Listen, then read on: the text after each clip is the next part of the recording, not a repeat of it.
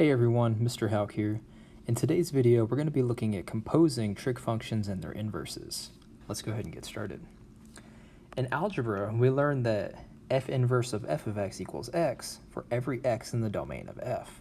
So what that essentially says that if we take the inverse of a function, then we need to be careful of the domain of the inside function there.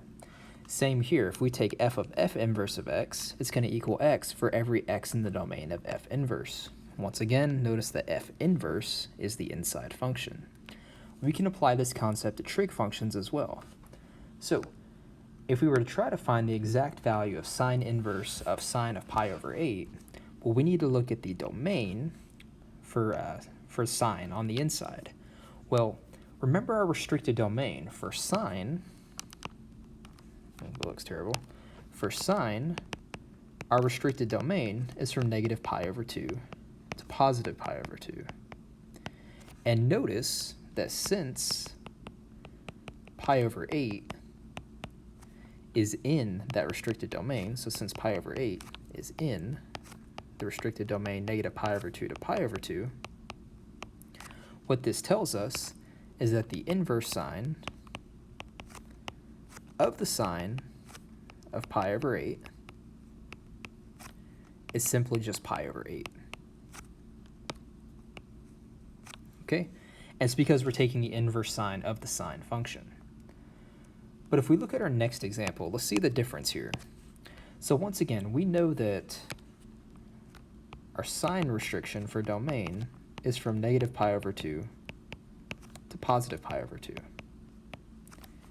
And if we look here at 5 pi over 4, so we're trying to take the inverse sine of the sine of 5 pi over 4. But 5 pi over 4 is not within the restricted domain. So let's write that down here. Note, 5 pi over 4 is not, very important, is not in negative pi over 2 to pi over 2.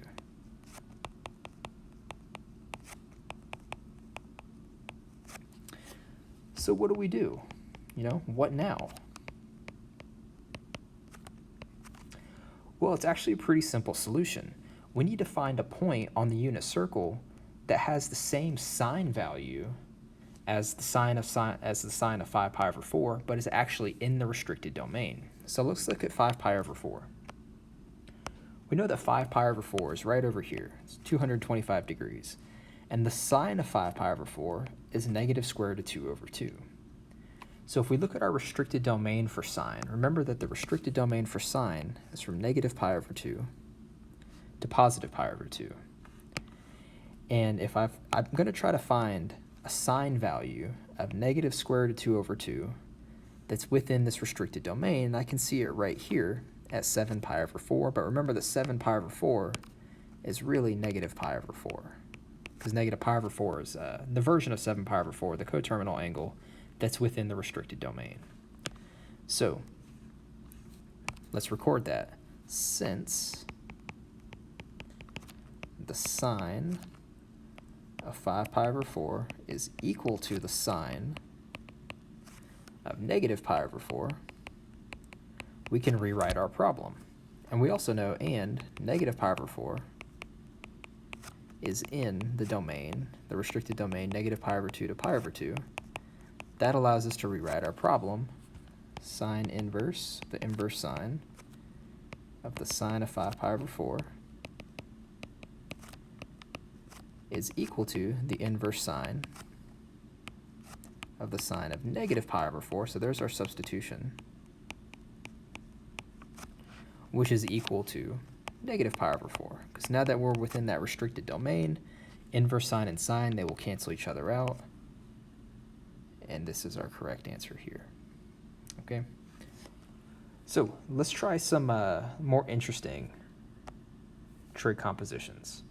So for some of these problems, we're going to have to use the unit circle. For some of these problems, you'll see that we'll end up using right triangle trigonometry to find the exact values. So exact values only. We do not want decimal approximations. So in our first problem, we want to find the cosine of the inverse sine of 1/2. So here's how we're going to approach this. Let's let theta Okay, let's let theta equal the inside function. So let's let theta equal the inverse sine of 1/2. This little piece right here. And what that means, this basically means that if I take the sine of theta, I should get 1/2. Remember, that's what an inverse trig function means. If theta is the inverse sine of 1/2, then we're looking for that angle theta that if I take the sine of it, I'm going to get 1/2. And we know that for sine, theta has to be on the interval -π/2 to π/2. We have to be careful with our restricted domain. So if we look to our unit circle, we want to find an angle in the specific interval where the sine of theta is equal to 1/2. So let's take a look here. Well, I see a sine of theta 1/2, and that's for π/6. So the angle theta is going to be π/6. So theta equals π/6. Well, notice we still need to take the cosine. So now we're going to take the cosine, and we just found this, the inverse sine of 1/2 is π/6. So now the cosine of π/6 equals, and if we go back to our unit circle, the cosine of π/6 is square root of 3/2.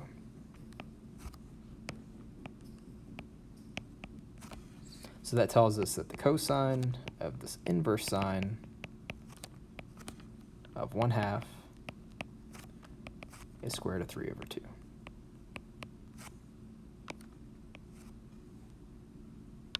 And there's our answer. So let's try another one. We want to find the inverse sine of the cosine of π/4. And again, let's look at the inside part of the function first. So we know from the unit circle that the cosine of π/4 is square root of 2/2. Again, we can look at that real quick here. π/4 cosine square root of 2/2. So what we're going to now do is we're going to let that equal theta. So we're just going to say that, well, we're not going to let that equal theta. Now we're going to say, okay, well, we know that we're now finding the inverse sine of square root of 2/2. And we're going to let that equal theta. And so this is like saying, if I took the sine of some angle theta, we need to get square root of 2/2 on the restricted domain where theta is on -π/2 to π/2. Okay, so we need to find an angle theta in the restricted domain -π/2 to π/2 such that the sine of that angle is square root of 2/2. Well, if we look at our unit circle, we can see in that restricted domain, the sine of π/4 is square root of 2/2. So that means that this answer, inverse sine of the cosine of π/4, is π/4.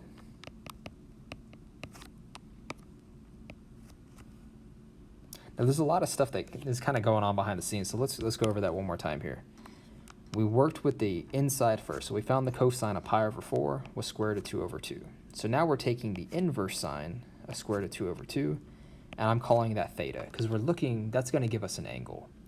So theta, what basically interpreting this is saying that if the inverse sine of square root of 2/2 is theta, that's the same as saying that the sine of that angle must be square root of 2/2, and we have to be careful to keep it to the restricted domain -π/2 to π/2. So then we looked at our unit circle, we found that the sine of π/4 gives us square root of 2/2. We know that π/4 is on that restricted domain, so our answer is π/4. All right, let's try one more. All right, we're going to see some new terminology here. So we see arcsine of the cosine of π/3. And we haven't seen this word arcsine before. Well, arcsine simply means this. Arcsine is the same thing as inverse sine. Arccosine is the same thing as inverse cosine. And arctan is the same thing as inverse tangent. It's just another way to write it. So what we're really saying here is that we're trying to find the inverse sine of the cosine of pi over 3. So just like the other problems, let's start on the inside. Let's evaluate the cosine of pi over 3. So cosine pi over 3, well, that's going to give us, if we look at our unit circle here, here's pi over 3, the cosine is 1/2. So this is 1/2. So we are now saying, we're really trying to say, what is the arc sine of 1/2, or what is the inverse sine of 1/2? So we're trying to take the arc sine of 1/2. And let's call that theta, because we're looking for an angle theta. And one way that we can rewrite this, what this really means is, if I take the sine of an angle, theta, I should be getting 1/2, and we need to be careful with our restricted domain. We know that sine has a restricted domain of negative pi over 2 to pi over 2. So theta is on negative pi over 2 to pi over 2. Okay, so let's find that angle that gives us a sine value of 1/2. Well, I see pi over 6 right here. Pi over 6 has a sine value of 1/2, so theta will equal pi over 6.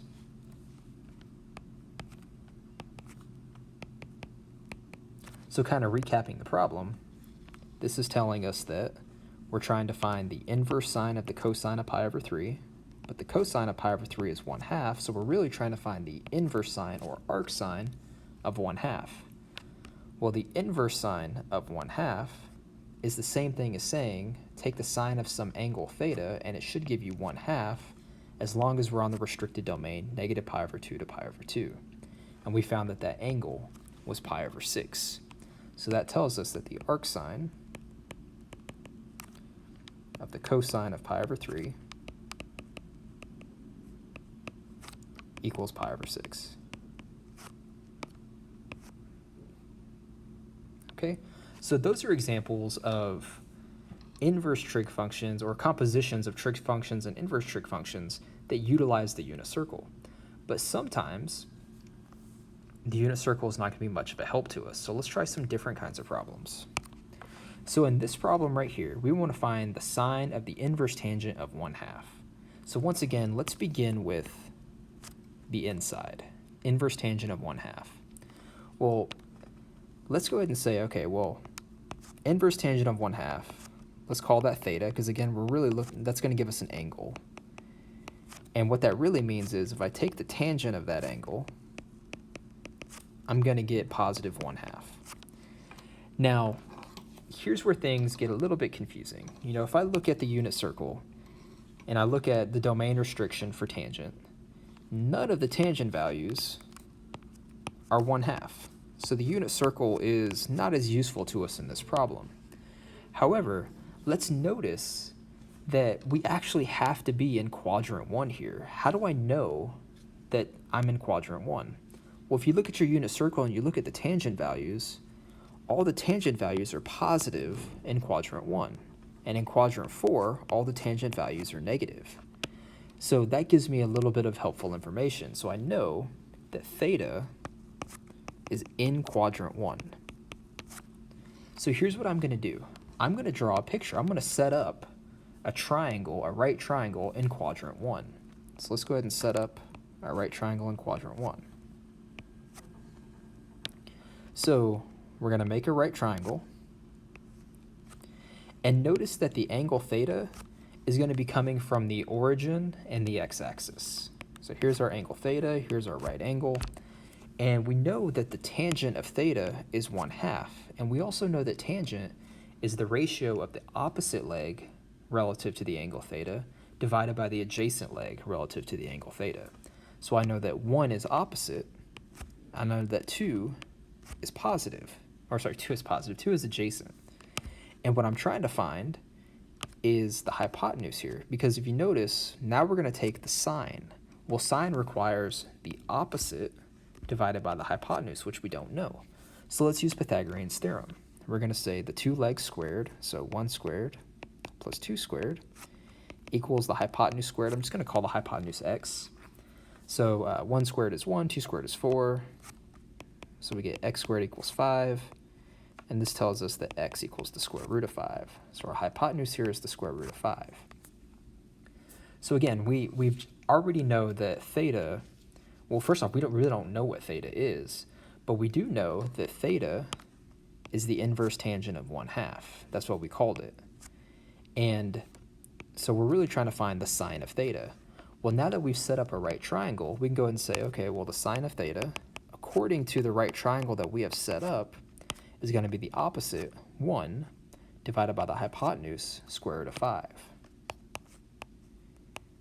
Well, we know that we don't like square roots in the denominator, so let's go ahead and rationalize by multiplying by square root of 5 over square root of 5, and that's going to give us square root of 5 over 5. Oh, that was terrible. Made a triangle.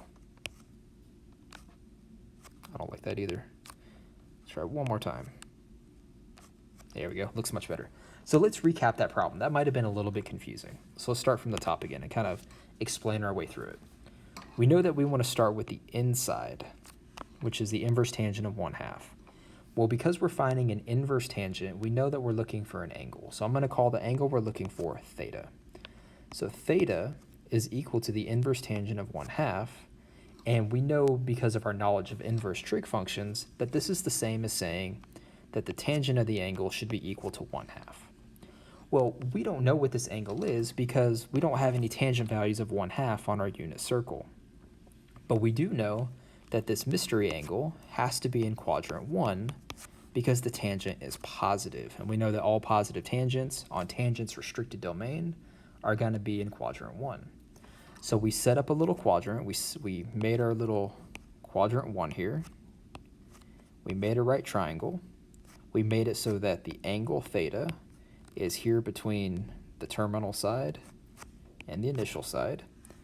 And we went ahead and set up the ratio because we know that the tangent of this angle is 1/2. So we know that the opposite leg is 1. We know the adjacent leg is 2. And we use Pythagorean's theorem to find the hypotenuse, which is square root of 5. But the problem is really asking us to find the sine of this mystery angle. Now, we don't need to know what the angle is because we can just calculate the sine of it. We know the sine is opposite over hypotenuse, which is 1 over the square root of 5, which after simplifying reduced to square root of 5 over 5. Okay, let's try a couple more of those because I know that can be a little bit confusing, the process that we go through. So now we want to take the cosine of the inverse sine of negative 1/3. So once again, let's start with the inside. Let's start with the inverse sine of negative 1/3. Well, let's call that theta. We know that the inverse sine is going to give us an angle, so let's say the theta equals the inverse sine of negative 1/3. And we know from our knowledge of inverses that this is the same as saying that the sine of that mystery angle theta should give us negative 1/3, okay? But we need to know where on the unit circle we're talking about. So notice that sine is restricted from negative pi over 2 to positive pi over 2. And we also know that the sine of this angle is giving us negative 1/3. So if the sine value is negative, we must be in quadrant 4 because all those sine values are negative, okay? So we know that theta is in quadrant 4. So let's go ahead and create, let's kind of make a picture of what's going on here. We're in quadrant 4. We know that we're gonna try to set up a right triangle. And again, just like in the last one, theta is going to be the angle between the x-axis and the terminal side.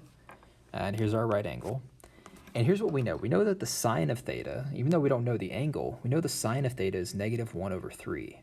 And because that we're in the fourth quadrant, we know that, negative 1 is going to be the opposite leg.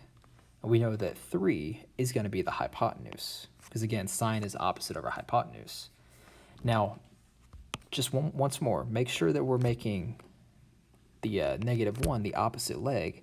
That's negative 1 because we're in the fourth quadrant. We know that fourth quadrant, x is positive, y is negative. All right, let's put it this way actually, positive, negative. So we're from the x-axis, we're going down, so this is -1. But since we're trying to find the cosine of this mystery angle theta, we need to know the adjacent leg to theta. We need to know this right here. So let's go ahead and calculate that. We're going to find that adjacent leg by using the Pythagorean's theorem.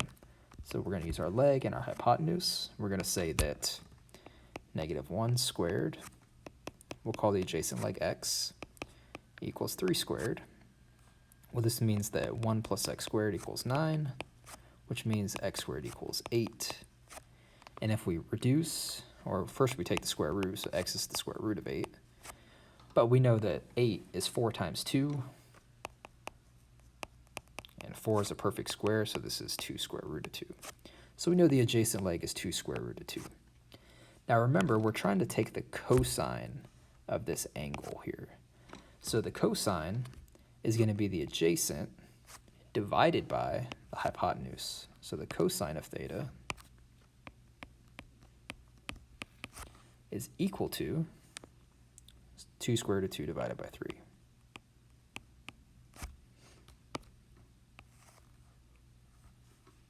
I don't like that. One more time. Yeah, there we go. Looks much better. Okay. Cosine of theta equals 2 square root of 2 over 3. And again, remember that we're calling theta the inverse sine of -1/3. All right. One more problem to wrap up the video. Now we want to find the tangent of the inverse cosine of -1/3. Once again, let's work from the inside out. So we want to calculate the inverse cosine of -1/3. Well, let's call that theta, because again, inverse cosine is going to give us an angle. So the angle theta is equal to the inverse cosine of -1/3. We know from our knowledge of inverse trig functions, this basically means that the cosine of that angle should equal -1/3. Well, let's think about cosine here. So let me clear this. We know cosine is restricted from 0 to pi. And if we look at what we have here, we know this cosine is going to be negative. It's going to be -1/3. Well, we only get negative cosine values in quadrant 2. All the cosine values in quadrant 1 are positive. So we know some information here. We know that theta is in quadrant 2. Okay, so let's set up quadrant 2.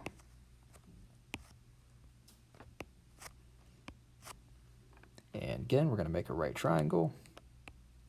Theta is going to be the angle between the x-axis and the terminal side. And we know that we're taking the cosine of theta. Cosine is adjacent divided by hypotenuse. And since we're in the second quadrant, this should be -1 because we're going negative in the x direction. And the hypotenuse is going to be 3 because it's denominator. And because we're trying to find the tangent, we're going to need to know the opposite side. So let's go ahead and use Pythagorean's theorem. We're going to say that the leg -1 squared plus the leg we're trying to find x squared, I'm just going to call the missing leg x, equals 3 squared. So 1 plus x squared equals 9. Well, we've done this before. This is exactly the same as what we did up here. So let's just skip to the important stuff. We know that x is going to equal 2 square root of 2. Okay, so this is 2 square root of 2. And I know it's a positive 2 square root of 2 because the y value is positive in quadrant 2. All right, so again, we're trying to find the tangent of this mystery angle theta. Tangent is the opposite divided by the adjacent. So the tangent of theta is equal to 2 square root of 2 divided by -1, which is simply just -2 square root of 2.